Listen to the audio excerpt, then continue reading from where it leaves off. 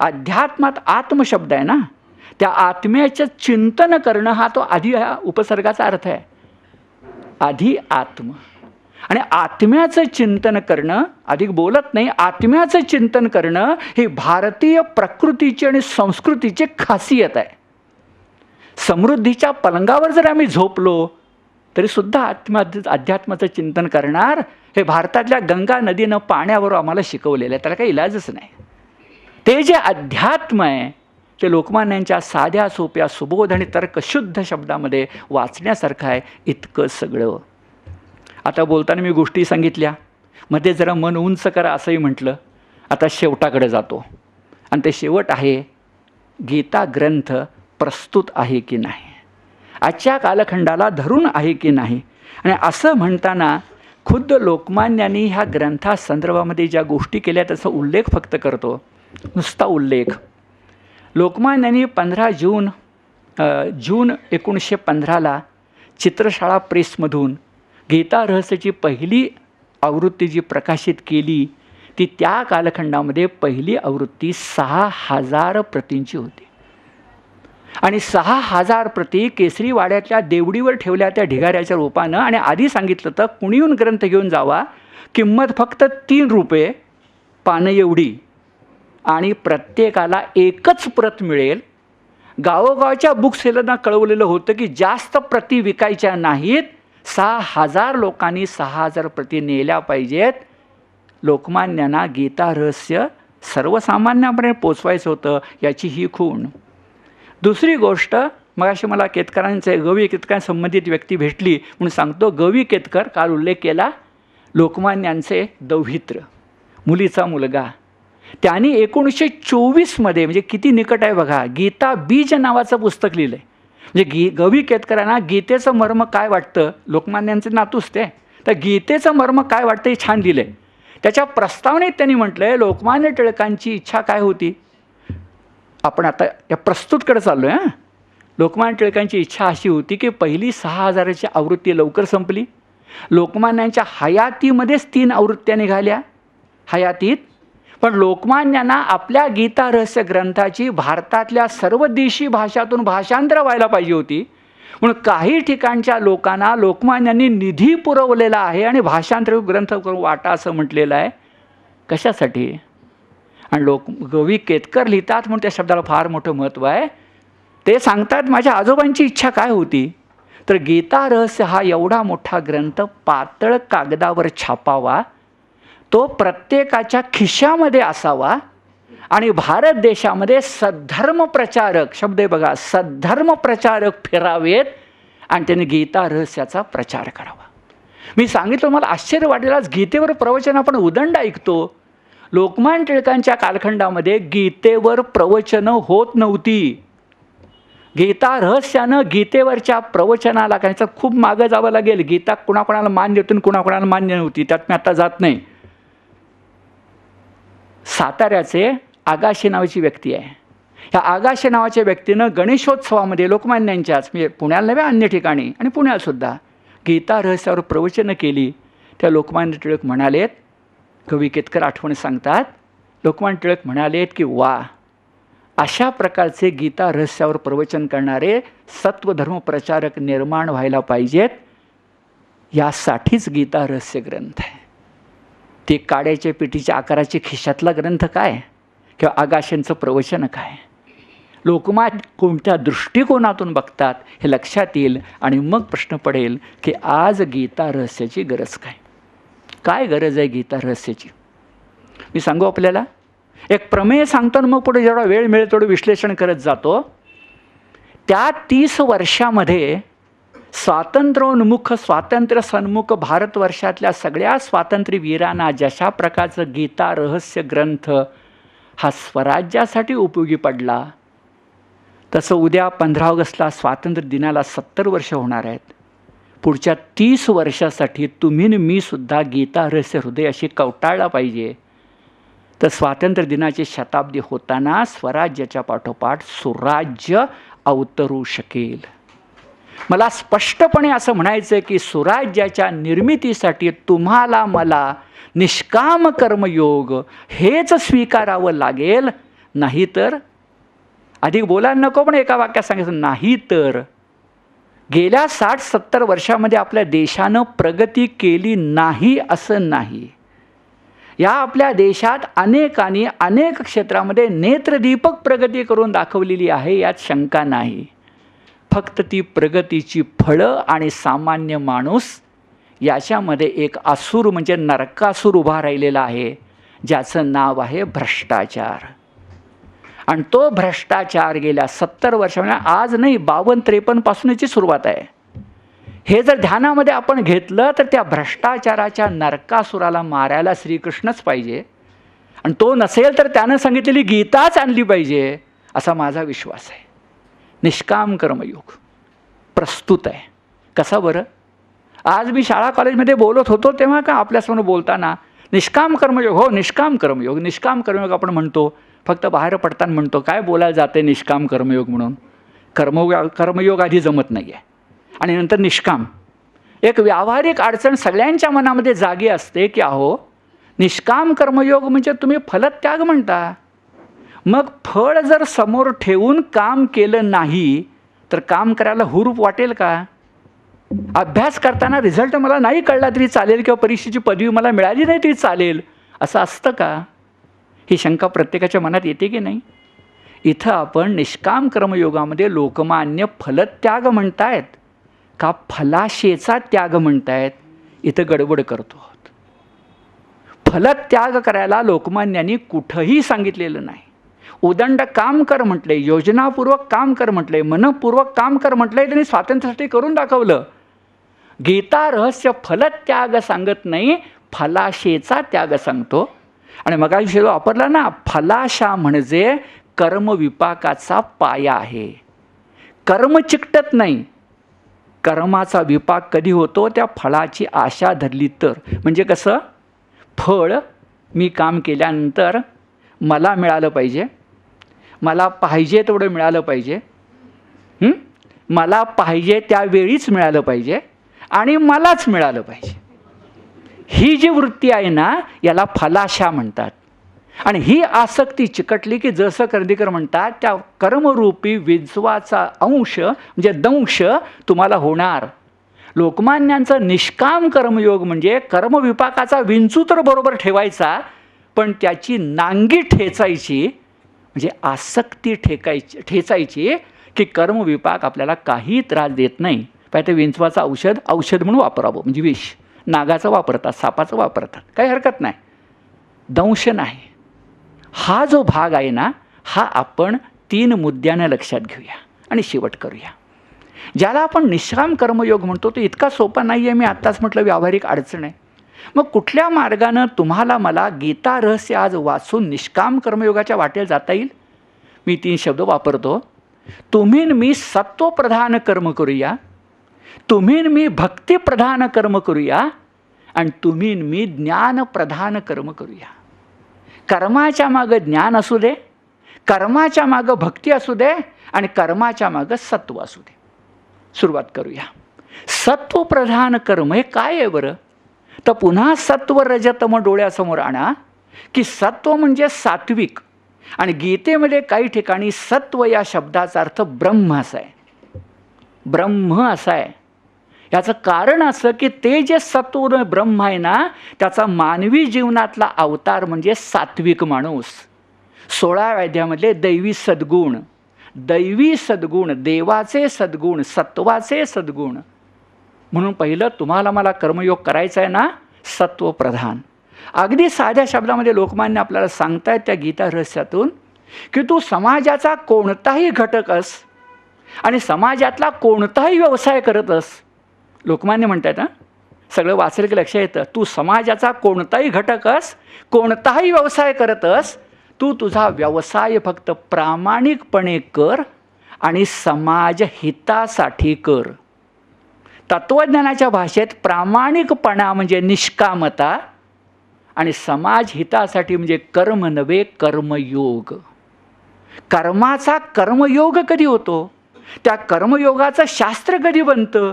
तर व्यष्टी जेव्हा समष्टीसाठी जगायला लागते, हा जीवात्मा जेव्हा परमात्म्याची आठवण ठेवतो, हे जे आपलं पुर आहे, क्षेत्र आहे, त्यात क्षेत्रज्ञ कोण आहे, अक्षर पुरुष कोण आहे, पुरुषोत्तम कोण आहे, याची आठवण राहते, तेव्हा कर्माचा योग होतो आणि योगाचं शास्त्र बनतं. भाषा अगदी साधी. प्रामाणिकपणे कर, समाज हितासाठी कर, की कर्मयोगाचे पहिली गोष्ट कळली सत्वप्रधान. त्याला मी आधार सांगतो. रामदासांचा आपण दासबोध वाचला तर दासबोधामध्ये अशी ओळी सतत येते, जे ते रामदासांचं मर्म आहे एका अर्थानं. मी माझ्या त्या ग्रंथात वारकरी विश्व आणि समर्थ रामदासमध्ये हा दोघांच्यातला धागा सांगितला आहे. असत्क्रियाची टाकावी, सत्क्रियाची करावी, वाट भक्तीची धरावी, तो सत्वगुण. हे रामदासांचे शब्द आहेत. किती पटना आहेत बघा. असत्क्रिया करू नको, सत्क्रिया कर, भक्ती न कर, की तो सत्वगुण. सत्वप्रधान कर्मयोग सांगतो असं रामदास म्हणत आहेत. रामदास त्या अर्थानं म्हणत नाही आहेत कर्मयोग लोकमान्यांच्या, पण भक्तीच्या वाटेनं सात्विक हो म्हणतायत. आणि तुम्हालाही मला पटतंय की खरंच जी समाजात सात्विक माणसं असतात ती नरकासुराचा वध करू शकतात ना. भ्रष्टाचार तुमच्या आसपास फिरकूही शकत नाही अशी सात्विक माणसं आज काय आपल्या देशात नाही, तसं नाही आहे. सामाजिक कार्य करणाऱ्या माणसाला ते सुद्धा भेटतात, फक्त जरा वाळवंटातले ओएसिस सारखं आहे तर आता काही इलाज नाही. पण सगळंच वाळवंट नाही आहे. जरा वाढवूया आपण, नंदनवन जरा वाढवूया आपण, तर त्यासाठीच आहोत ना. गीतारस त्यासाठीच आहे. म्हणून सत्वप्रधान कर्मयोग. दुसरा भक्तिप्रधान कर्मयोग. का बरं भक्तिप्रधान? तर भक्तिप्रधानासाठी आपण खास लक्षामध्ये घेऊया की त्या भक्तीच्या मदतीनं मला पुढे जाता येईल कसं ते सांगतो. आपल्या सगळ्यांच्या दृष्टीनं गीतारसातला तो शब्द एक फार महत्त्वाचा आहे. विज्ञानाच्याच भाषेत ते पटणार आहे की कुठलंही कर्म करायला 5 गोष्टी लागतात. कर्ता, कर्म, अधिष्ठान वगैरे, साधन. आणि शेवटी म्हटलंय दैव मेवात्र पंचमम. गीतेचं तुमच्या माझ्या बाजूनं घडणारं दुर्दैव असं की दैवमेवात्र पंचमम, म्हणजे दैवम एव अत्र पंचमम. यातल्या दैवम म्हणजे दैव या शब्दाचा अर्थ तुम्ही आणि मी सामान्यपणे नशीब असा करतो. आणि असेल माझा हरी म्हणून थांबतो. नशीब. मी आत्ताच म्हटलं गीतेतल्या शब्दांचे अर्थ गीतेच्या आधारे सोडवले पाहिजेत. आणि मग दैवमेवात्र पंचम इथल्या दैव शब्दाचा अर्थ तुम्ही मी घेतो तो नशीब नाही आहे. तो दैव शब्द दैवी गुणाला धरून आहे. आणि याचा आधार 16वा अध्याय आहे. दैवी, देवाचे, देवाची मदत, दैवाची मदत नव्हे. सोनोपंत दांडेकरांचं एक छोटं महत्त्वाचं पुस्तक आहे ईशवाद. समाजवाद, साम्यवाद, आणखी कसले कसले वाद. वारकरी संत सांगतात, वारकरी भक्त सांगतायत की आमचा एक ईशवाद आहे. आणि ईश म्हणजे आत्ता सांगितलेला सत्वगुण. ईश म्हणजे देवळातला नव्हे. ईश म्हणजे सत्वगुण, माणसातला देव. कारण दैवी गुण हे माणसातले गुण आहेत. ते 26 गुण काय आहेत बघा. ज्ञानदेवांच्या भाषामध्ये ती मोक्ष वधू, ती भक्ती सुखाची जी गोष्ट आहे ती 26 गुणांची वरमाला घेऊन उभी आहे असं ज्ञानदेवांचं खूप आहे वर्णन. 26 दैवी गुण आहेत, माणसांचे गुण आहेत. आणि मग दैव मेवात्र पंचम म्हणताना दैव म्हणजे ईश्वराची मदत मिळू दे या अर्थाने जर आपण विचार करायला लागलो तर मग आपण 2दा मी उच्चारलेलं वाक्य लक्षात येईल की निष्काम कर्मयोगाची वाट तेव्हा सुकर होते, वाट भक्तीची धरावी तो हा सत्वगुण. गीता रहस्य जर भगवंताचं गीत असेल तर ते गीत मनामध्ये ठेवताना भगवंताची आठवण करायला हरकत नाही. तर मागं जो एक गोष्ट सांगतो आवडेल आपल्याला. गीता रहस्याची किंमत 3 रुपये ठेवली. लोकमान्य ज्यांना थोरल्या बंधूसारखे मानत होते ते अण्णासाहेब पटवर्धन, महर्षी अण्णासाहेब पटवर्धन, ते म्हणालेत इतकं चिंतन करून आणि एवढी आयुष्यभर मेहनत करून जो ग्रंथ लिहिलात त्याची किंमत फक्त 3 रुपये कशी काय? कुणी सुचवलं 5 रुपये ठेवूया आणि 2 रुपये स्वराज्य फंडाकडे वळवूया. लोकमान्य जे उत्तर दिले ते फार महत्त्वाचं आहे. आत्ता संदर्भ तो आहे. भगवद्गीता हे भगवंताचं गायन आहे, त्याच्यावर मला नफा मिळवायचा नाही.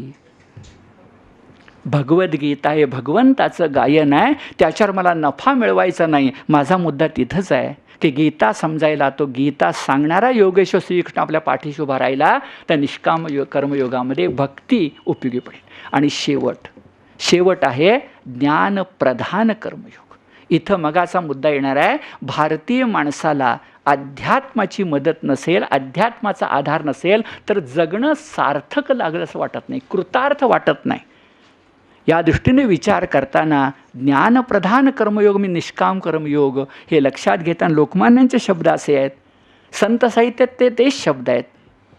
कमीत कमी शब्दामध्ये सांगतो की लोकमान्य काय किंवा संत काय कोणीच मुळी आपण देहधारी आहोत ना, मग शरीरनिष्ठ सुखाला अमान्य करत नाहीत, इंद्रिय सुखाला अमान्य करत नाहीत.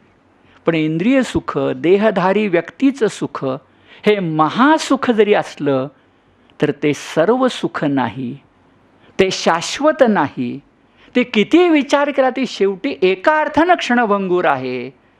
हा अध्यात्माचा विचार ज्ञानप्रधान कर्म जागा करू शकतो. नाही तर नुसतं कर्म होतं, त्याला ज्ञानाचा पाठिंबा मिळत नाही.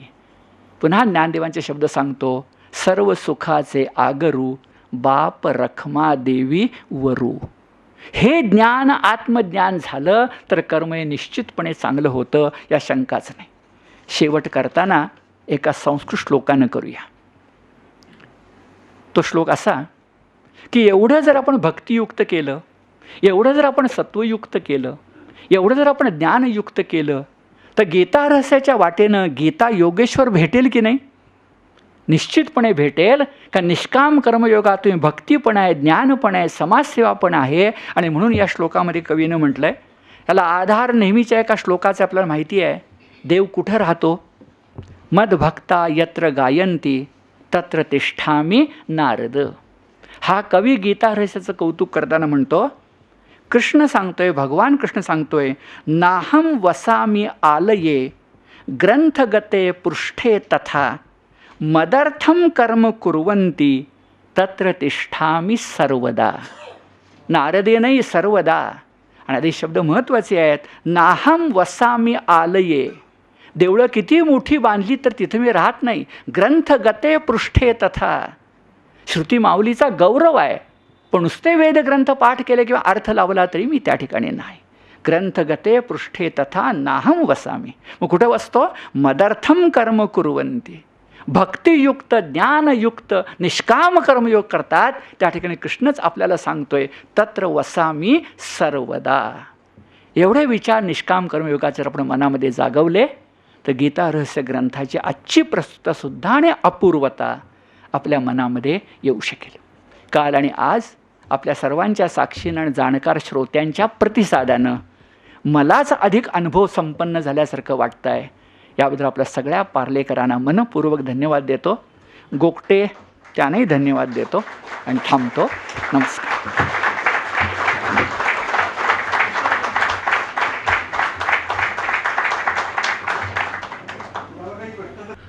मला प्रश्न विचारायचा आहे दाताना असा की आम्ही अनेक वेळा गीता रहस्याचं वाचन सुरुवात केलं आणि एक 25 पानं झाली की आम्ही थांबतो.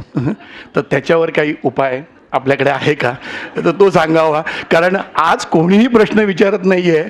त्याचं कारण तेच आहे की सगळे प्रश्न विचारायला घाबरत आहेत, असं माझं स्पष्ट मत आहे. तर या विषयावर कृपया, आपण आपला दुपारी या विषयावर थोडंसं बोलणं झालं आहे, तर त्याच अनुषंगाने आपण मार्गदर्शन करावं. गोगट्यांच्या प्रश्नाला जोडून एक मी आठवण सांगतो. गोगटे त्याला साक्षी आहेत. एक 20 वर्षापूर्वी मेघश्याम पुंडलिक रेगे यांचं व्याख्यान आम्ही आयोजित केलं होतं, लोकमान्यांची जीवनदृष्टी आणि गीता रहस्य, म्हणजे गीता रहस्य आणि लोकमान्यांची जीवनदृष्टी. तेव्हा हाच प्रश्न माझ्या सहकाऱ्यांनी मेहपूर सरांना विचारला होता की गीता रहस्य वाचायचा प्रयत्न केला पण काय समजलं नाही, डोक्यावरून गेलं. तर रेगेने असं विचारलं, रेगे सरांनी, की तुम्हाला कशाला गीता रहस्य वाचायचं आहे. याचा अर्थातच सांगितलं की गीतेचा अर्थ जाणून घ्यायला.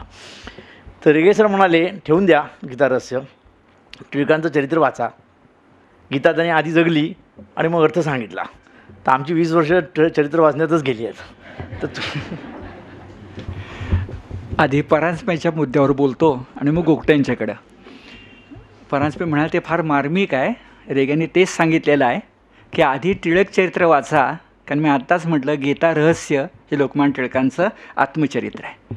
आणि मी आता बरीच वर्ष पाहतोय, आपण पार्लेकर तरी लोकमान्यांच्यावर जेवढं प्रेम करता तेवढं पुण्यामध्ये आज आहे की नाही याची किंचित शंका येते आहे. कारण लोकमान्य सेवा संघ आणि इथलं हायस्कूल आणि आपण सगळे जे कार्य करताय, 1 ऑगस्टला अशी काही व्याख्यानं घडवणं ही गोष्ट सोपी नाही आहे. पुण्यामधल्या सुद्धा आता गीताधर्म मंडळाचा उल्लेख झाला. अशा काही सामाजिक संस्थातून काम करताना अगोदर व्याख्यानमाला ही गोष्ट कोणाला हवी आहे की नाही. मला असं वाटतं की संगीत नाटकांची जी अवस्था आहे ती व्याख्यानमालांची आहे. संगीत नाटकं ज्याला आवडतात तशाच माणसांना व्याख्यानमाला आवडतात. आधी काही बोलायला नको हा सोडून देऊ, पण परांजपे म्हणतात ते चूक नाही आहे, चरित्र वाचूनच गीता कळते. आता पुढचा मुद्दा, खरंच गीता रहस्य वाचायची आपल्या इच्छा असेल तर मी 2 पुस्तकं सांगतो. एक इंदुताई टिळक यांचं पुस्तक गीता रहस्य सार म्हणून उपलब्ध आहे, केसरी प्रकाशनचं आहे. आणि दुसरं पुस्तक गीताधर्म मंडळानं त्याची दुसरी आवृत्ती काढली होती, पण पहिली आवृत्ती महत्त्वाची आहे. त्या पुस्तकाचं नाव आहे गीता रहस्य सार आणि लेखक आहेत वा रा कोठारी. हे वा रा कोठारी म्हणजे आचार्य आत्र्यांच्या बरोबरचे संयुक्त महाराष्ट्राच्या कालखंडामध्ये फार मोठं काम केले हे वा रा कोठारी. पुण्याच्या प्रभात दैनिकाचे संस्थापक, फार मोठे अभ्यासक, शिवछत्रपतींच्यावरचं त्यांचं चरित्र अप्रतिम आहे. आणि त्या वा रा कोठारींनी गीता रहस्य सार नावाचं डेमी आकाराची 125 पृष्ठ फक्त असं पुस्तक लिहिलं आहे. आत्ता सांगितलं 952, या पार्श्वभूमीवर 125 डेमी आकाराची पुस्तकं आहेत. नाव आहे गीता रहस्य सार. आज आउट ऑफ प्रिंट आहे, पण त्याची झेरॉक्स कॉपी मी गोगटेंच्याकडे